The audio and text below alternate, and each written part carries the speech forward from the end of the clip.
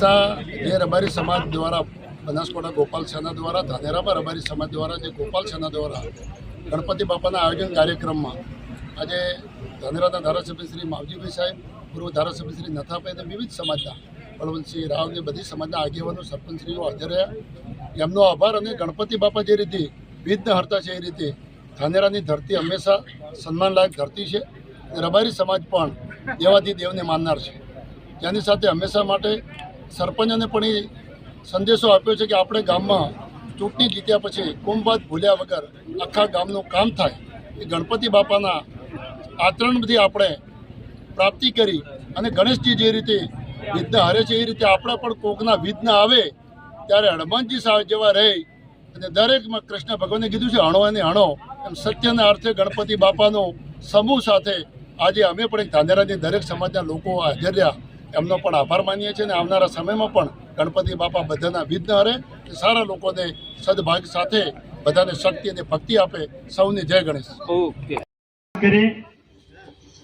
એમ અત્યારનો સમય માતાજીના પ્રસંગો, અત્યારે રામદેવરાનો પ્રસંગ ચાલુ છે અને એના ઘણા બધા કેમ્પો થયા, ખૂબ લોકોએ એના દર્શન કર્યા. એ જ રીતે અત્યારે અંબાજી પણ પગપાળાના કેમ્પો, અંબાજી માતાના દર્શન અને ગણપતિ દાદાનો આ સમય.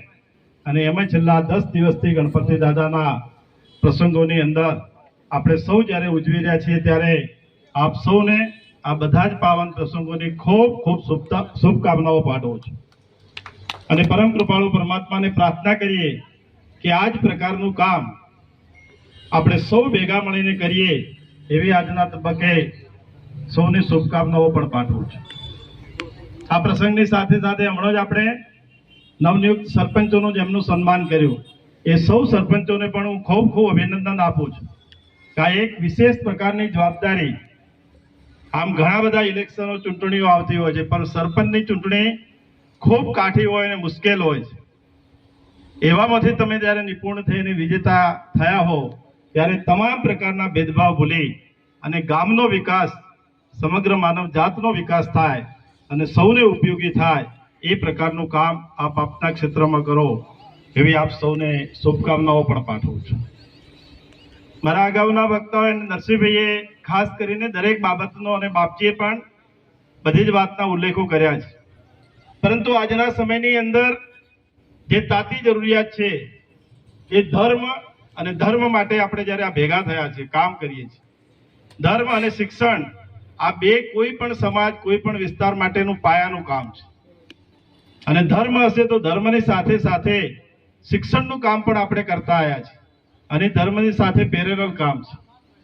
એટલે કોઈ પણ સમાજની પ્રગતિ કરવી હોય, માનવતાની પ્રગતિ કરવી હોય તો સર્વોત્તમ એના માટે ધર્મ અને શિક્ષણ છે.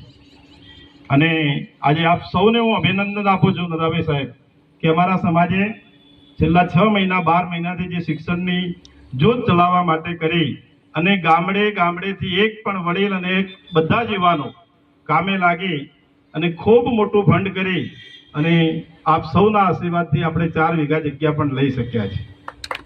અને એની અંદર ટૂંક સમયની અંદર એનો પ્લાન, એલિવેશન અને તમામ પ્રકારની સગવડો સાથેનું દીકરા અને દીકરીઓનું હોસ્ટેલ, છાત્રાલય બનાવવા માટેનું આપણે મુહૂર્ત પણ ટૂંક સમયમાં કરવાના છે.